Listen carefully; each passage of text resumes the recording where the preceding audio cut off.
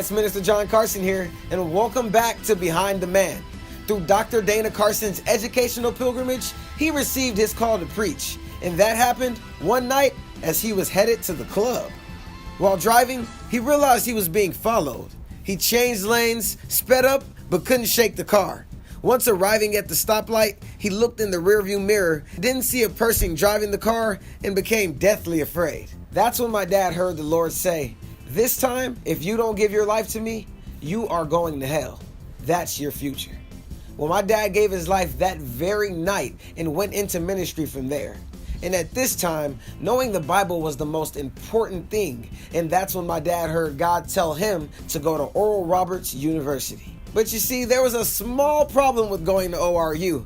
Other than the fact that he had never heard of the university a day before in his life, he didn't exactly have any idea about what to do either.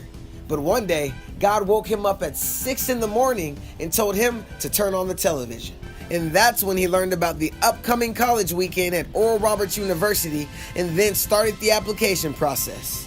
There was just one more small problem. Dr. Carson had defaulted on a student loan in graduate school. He went to East Texas State University, where he received his master's and spoke to the registrar in person. Through the providential hand of God, the registrar sent the transcripts, and now Dr. Carson was in seminary. However, halfway through the experience at ORU, my dad was summoned to come back home due to family reasons and the stability of the church that he had planted in Austin, Texas, Praise Tabernacle. So now, back in Austin, my dad finished his seminary at Austin Presbyterian Theological Seminary.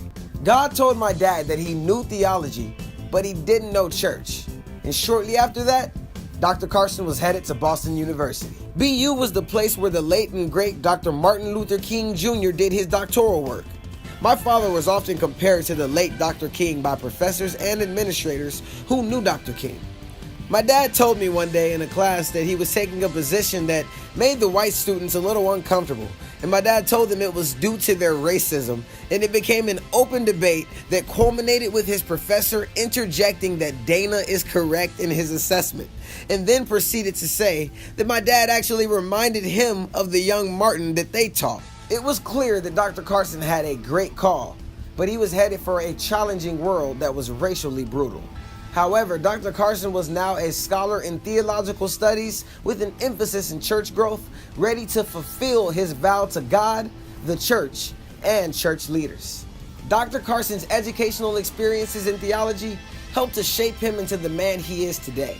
And if you'd like to know more about his story, be sure to get your copy of How to Overcome, a series about overcoming life's obstacles. Well, that's all the time we have for today. But be sure to join me back here tomorrow as we go even deeper behind the man.